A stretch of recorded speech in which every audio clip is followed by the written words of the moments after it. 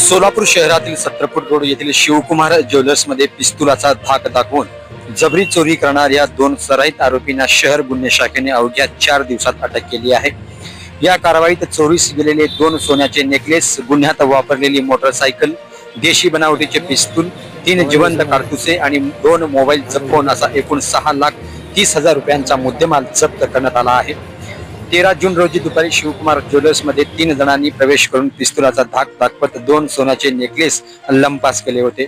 या घटनेनंतर सदर बाजार पोलीस ठाण्यात गुन्हा दाखल करण्यात आला होता।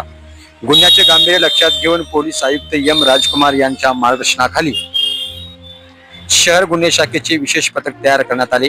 पोलिसांनी सोलापूर शहरातील सुमारे 250 सीसीटीव्ही फुटेज तपासणी करून तसेच गोपनीय माहितीच्या आधारे आरोपींचा माग काढला। तपासादरम्यान अक्कलकोट रोड परिसरात संशयितांना ताब्यात घेण्यात आले। अटकेत असलेल्या आरोपीमध्ये जिलानी उर्फ रफीम दामटे आणि साहिल उर्फ गाई नंदियाल यांचा समावेश आहे।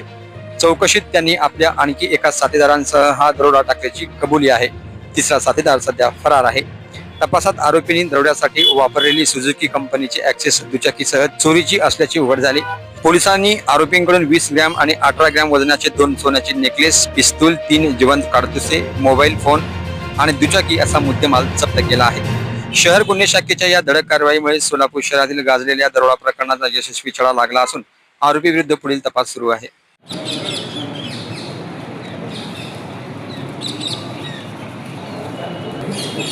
हाँ